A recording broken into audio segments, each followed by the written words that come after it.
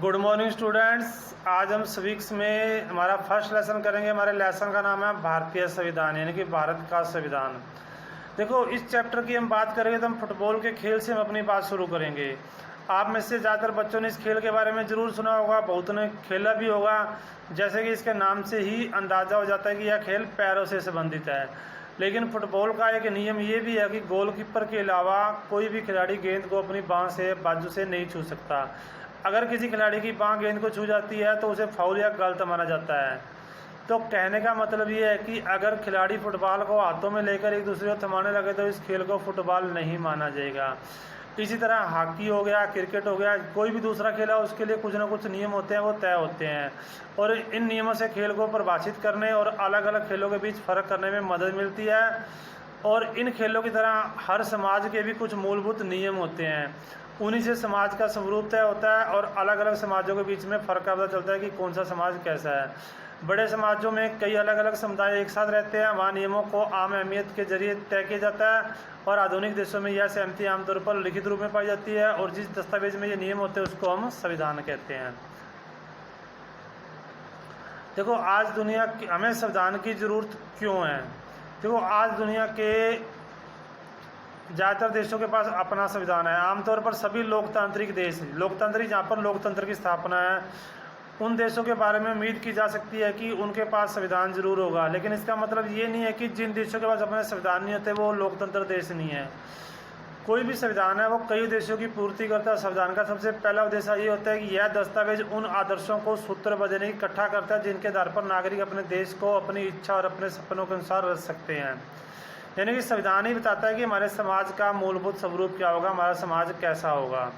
यानी कि संविधान ही हमें बताता है कि हमारे समाज का मूलभूत स्वरूप क्या है। देश के भीतर आमतौर पर कई समुदाय रहते हैं, उनके बीच में कई बातें समान होती है, लेकिन ये बात जरूरी नहीं है कि वे सारे मुद्दों में एक दूसरे से सहमत हो।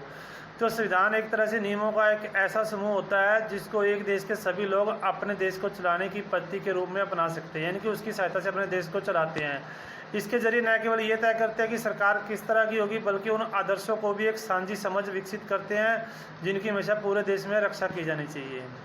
संविधान का दूसरा मुख्य उद्देश्य होता है कि देश की राजनीतिक व्यवस्था को तय करना। जैसे नेपाल है, नेपाल के पुराने संविधान में कहा गया था कि देश की शासन बागडोर राजा और मंत्रिपरिषद के हाथ में होगी, और जिन देशों ने लोकतांत्रिक शासन पद्धति या राज्य व्यवस्था चुनी है वहाँ निर्णय प्रक्रिया के नियम तय करने में संविधान बहुत महत्वपूर्ण भूमिका निभाता है।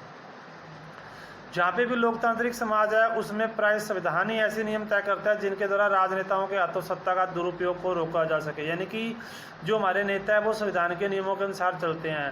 संविधान में ऐसे बहुत सारे कानून है वो मौलिक अधिकारों वाले खंड में दिए गए हैं, जो आप कक्षा 7 की पुस्तक में पढ़ चुके हैं। दलित लेखक ओम प्रकाश वाल्मीकि के अनुभवों की आपको कुछ याद होगी। उसमें ये बताया गया था कि ओम प्रकाश को दलित होने के कारण किस तरह से भेदभाव का सामना करना पड़ा था। वहाँ आपने पढ़ा था कि भारतीय संविधान देश के सभी व्यक्तियों को समानता का अधिकार देता है। तो हमारा संविधान ये कहता है कि धर्म, नस्ल, जाति, लिंग और जन्म स्थान के आधार पर देश के किसी भी नागरिक के साथ भेदभाव नहीं किया जा सकता। इस प्रकार समानता का अधिकार भारतीय संविधान में दिया गया एक मौलिक अधिकार है। संविधान हमें कई बार ऐसे फैसले लेने से भी रोकता है जिनसे उन बड़े सिद्धांतों को ठेस पहुंचती है जिनमें देश आस्था रखता है। यानी कि संविधान में कुछ नियम बनाए गए हैं, उसमें देश को आस्था है। उदाहरण के तौर पर हो सकता है कि लोकतंत्र को मानने वाले अधिकांश लोग गंभीरता से महसूस करने लगे कि दलगत राजनीति यानी कि पार्टी पॉलिटिक्स बहुत विकृत हो चुकी है, यानी कि खराब हो चुकी है, बुरा रूप ले चुकी है। इसलिए अब चीज़ों को दुरुस्त करने के लिए किसी तानाशाह को ही शासन सौंप देना चाहिए या फौजी शासन हो जाना चाहिए। तो इस भावना में बहकर कई लोग बहुधा इस बात को महसूस नहीं कर पाएंगे कि लंबे दौर में तानाशाही शासन तो उनके सारे हितों को तहस नहस कर देगा। एक अच्छा संविधान देश की बुनियादी संरचना को इस तरह से उन्माद से यानी कि ऐसी सोच से बचाता है, यह ऐसे प्रावधानों को आसानी से पलटने नहीं देता जिनके जरिए नागरिकों को अधिकारों का आश्वासन मिलता है और उनकी स्वतंत्रता की रक्षा होती है। जो भारतीय संविधान है उसके मुख्य लक्षण क्या है। देखो, 20वीं सदी तक आते आते भारतीय राष्ट्रीय आंदोलन कई दशक पुराना हो चुका था और स्वतंत्रता संघर्ष के दौरान राष्ट्रवादियों ने इस बात पर काफ़ी विचार किया कि स्वतंत्र भारत किस तरह का होना चाहिए। ब्रिटिश शासन के अंतर्गत उन्हें जिन नियमों का मानना पड़ता था वे उन्हें खुद नहीं बनाए थे। औपनिवेशिक राज्य के लंबे अत्याचारी शासन ने भारतीयों के सामने इतना जरूर स्पष्ट कर दिया कि स्वतंत्र भारत को एक लोकतांत्रिक देश होना चाहिए। और उसमें प्रत्येक नागरिक को समान माना जाएगा और सभी को सरकार में हिस्सेदारी का अधिकार होगा। इसके बाद यह तय करना था कि भारत में लोकतांत्रिक सरकार का गठन कैसे किया जाए, उसके कामकाज के नियम क्या हो, और यह काम एक आम आदमी के वश में नहीं था। इसके लिए लगभग 300 लोगों का योगदान दिया जो 1946 में गठित की गई संविधान सभा के सदस्य थे, और 22 संविधान के निर्माण के लिए अगले 3 साल तक संविधान सभा की बैठकें होती रही थी। जो संविधान के जो मुख्य लक्षण थे, सबसे पहला लक्षण है संघवाद। इसका मतलब है कि देश में एक से ज़्यादा स्तर की सरकारों का होना। हमारे देश में राज्य स्तर पर भी सरकार है, केंद्र सरकार स्तर पर भी सरकार है और स्थानीय स्तर पर भी सरकार है। जो पंचायती राज व्यवस्था शासन का तीसरा स्तर है, जिसके बारे में कक्षा 6 में आप पढ़ चुके हैं, और कक्षा 7 की किताब में आपने राज्य सरकार के कामकाज को भी देखा है। तो इस साल यानी कि 8वीं कक्षा में हम केंद्र सरकार के काम के बारे में ज़्यादा पढ़ेंगे। भारत में इतने सारे समुदायों की उपस्थिति का सीधा मतलब यह है कि वहाँ शासन की एक व्यवस्था विकसित करनी होगी, ऐसी जिसमें राजधानी दिल्ली में बैठे मुट्ठी भर लोग पूरे देश के फैसले ना लेने लगे। इसलिए प्रांतीय स्तर पर भी सरकार की व्यवस्था की गई ताकि इलाकों के हिसाब से अलग अलग फैसले भी लिए जा सके, यानी कि जो प्रांतीय सरकार होगी वो अपने अपने इलाके का फैसला लेगी। भारत के सभी राज्यों को कुछ मुद्दों पर फैसले लेने का स्वायत्त अधिकार है, अपनी तरफ से स्वतंत्र अधिकार है। राष्ट्रीय महत्व के मामलों पर सभी राज्यों को केंद्र सरकार द्वारा बनाए गए कानूनों का पालन करना पड़ता है। कार्य क्षेत्र की स्पष्टता के लिए संविधान में कुछ सूचियां दी गई जिनमें बताया गया कौन से स्तर की सरकार किस मुद्दे पर कानून बना सकती है। इसके साथ ही संविधान ये भी तय करता है कि प्रत्येक स्तर की सरकार अपने कार्यों के लिए पैसों का इंतजाम कहाँ से करती है। संघवाद के अंतर्गत राज्य केवल केंद्रीय सरकार के प्रतिनिधि नहीं होते, उन्हें भी संविधान से ही अपनी ताकत और अधिकार मिलते हैं, और भारत के सभी लोग इन सभी स्तरों की सरकारों द्वारा बनाए गए कानूनों और नीतियों के अंतर्गत आते हैं। नेक्स्ट पॉइंट है संसदीय शासन पद्धति। संसार के जितने भी देश है जहाँ भी लोकतंत्र है वहाँ पर संसद पाई जाती है, और सरकार के सभी स्तरों पर प्रतिनिधियों का चुनाव लोग खुद करते हैं। कक्षा 7 की किताब के शुरू में कांता की कहानी दी गई जो वोट डालने के लिए कतार में खड़ी है। भारत का संविधान अपने सभी वयस्क नागरिकों को वोट डालने का अधिकार देता है। संविधान सभा के सदस्य जब संविधान की रचना कर रहे थे तो उन्हें लगा कि स्वतंत्रता संघर्ष में भारतीय जनता को वयस्क मताधिकार का प्रयोग करने के योग्य बना दिया गया है। उन्हें विश्वास था कि इससे न केवल लोकतांत्रिक सोच व तौर तरीकों को प्रोत्साहन मिलेगा बल्कि जाति, वर्ग और औरत मर्द के फर्क पर आधारित उच्च नीच की बेड़ियों को भी तोड़ा जा सकता है। सार्वभौमिक मताधिकार यानी कि भूमि पर रहने वाले सभी लोगों को वोट डालने का अधिकार। इसका मतलब ये है कि अपने प्रतिनिधियों के चुनाव में देश के सभी लोगों की सीधी भूमिका होती है। इसके अलावा हर व्यक्ति खुद चुनाव भी लड़ सकता है, चाहे उसकी सामाजिक पृष्ठभूमि कैसी भी क्यों ना हो। ये प्रतिनिधि जनता के प्रति जवाबदेह होते हैं, और लोकतांत्रिक कार्यपद्धति में प्रतिनिधित्व क्यों महत्वपूर्ण होता है इसके बारे में आप इसी पुस्तक में दूसरी इकाई की में विस्तार से पढ़ेंगे। फिर है शक्तियों का बंटवारा। संविधान के अनुसार राज्य के 3 अंग है, विधायिका, कार्यपालिका और न्यायपालिका। विधायिका में क्या होता है, हमारे द्वारा निर्वाचित प्रतिनिधि होते हैं। कार्यपालिका ऐसे लोगों का समूह होता है जो कानूनों को लागू करती है और शासन चलाने का काम देखते हैं, और न्यायालयों की व्यवस्था को न्यायपालिका कहा जाता है, जिसके बारे में आप इस पुस्तक इकाई 3 में पढ़ेंगे। तो राज्य की किसी भी शाखा द्वारा सत्ता के दुरुपयोग को रोकने के लिए भी प्रावधान किया गया है कि इन सभी अंगों की शक्तियाँ एक दूसरे से अलग होंगी। शक्तियों के इस बंटवारे के आधार पर प्रत्येक अंग दूसरे अंग पर अंकुश रखता है, और इन तीनों अंगों के बीच में सत्ता का संतुलन बना रहता है। आगे हमारे मौलिक अधिकार। मौलिक अधिकारों वाला खंड भारतीय संविधान की अंतरात्मा है, क्योंकि मौलिक अधिकारों में हमें जो अधिकार दिए गए हैं वो बताए गए हैं। औपनिवेशिक शासन ने राष्ट्रवादियों के दिमाग में राज्य के प्रति संदेह का भाव पैदा कर दिया था, इसलिए राष्ट्रवादी चाहते थे कि स्वतंत्र भारत में राज्य की सत्ता के दुरुपयोग से बचने के लिए कुछ लिखित अधिकार होने चाहिए।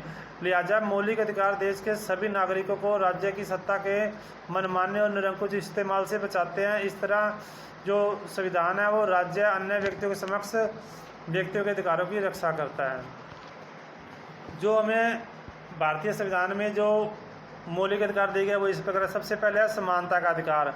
कानून की नज़र में सभी लोग समान हैं। इसका मतलब ये है कि सभी लोगों को देश का कानून बराबर सुरक्षा प्रदान करेगा। इस अधिकार में ये भी कहा गया कि धर्म, जाति या लिंग के आधार पर किसी भी नागरिक के साथ भेदभाव नहीं किया जा सकता। चाहे खेल का मैदान हो, होटलों, दुकानों, सभी सार्वजनिक स्थलों पर सभी को बराबर पहुंच का अधिकार होगा। रोजगार के मामले में राज्य किसी के साथ भेदभाव नहीं कर सकता। लेकिन इसके कुछ अपवाद हैं जिसके बारे में इस किताब में हम आगे पढ़ेंगे। छुआछूत की प्रथा का भी उन्मूलन हो, यानी कि उसको बंद खत्म कर दिया गया है। सेकंड अधिकार है हमारा स्वतंत्रता का अधिकार। इस अधिकार के अंतर्गत अभिव्यक्ति और भाषण की स्वतंत्रता है, सभा संगठन बनाने की स्वतंत्रता है, देश के किसी भी भाग में आने जाने की स्वतंत्रता है, रहने की स्वतंत्रता है, कोई भी व्यवसाय, पेशा या कारोबार करने का अधिकार है। थर्ड है शोषण के विरुद्ध अधिकार। संविधान में यह कहा गया कि मानव व्यापार, जबरिया श्रम यानी ज़बरदस्ती मजदूरी नहीं करवा सकता, और 14 वर्ष से कम उम्र के बच्चों को मजदूरी पर रखना अपराध है, यानी कि उनका शोषण माना जाएगा। धार्मिक स्वतंत्रता का अधिकार, यानी कि धर्म के मामले में सभी को स्वतंत्रता है। सभी नागरिकों को पूरी धार्मिक स्वतंत्रता दी गई है। प्रत्येक व्यक्ति को अपनी इच्छा का धर्म अपनाने, उसका प्रचार प्रसार करने का अधिकार है। फिर है सांस्कृतिक और शैक्षणिक अधिकार। संविधान में ये भी कहा गया कि धार्मिक या भाषाई सभी अल्पसंख्यक समुदाय अपनी संस्कृति की रक्षा और विकास के लिए अपने शैक्षणिक संस्थान खोल सकते हैं, यानी कि विद्यालय वगैरह खोल सकते हैं या कोई इंस्टीट्यूट खोल सकते हैं। संवैधानिक उपचारों का अधिकार। यदि किसी नागरिक को लगता है कि राज्य के द्वारा उसके किसी मौलिक अधिकार का उल्लंघन हुआ है तो इस अधिकार का सहारा लेकर वो अदालत में जा सकता है। ये हमारे थे मौलिक अधिकार। उसके बाद है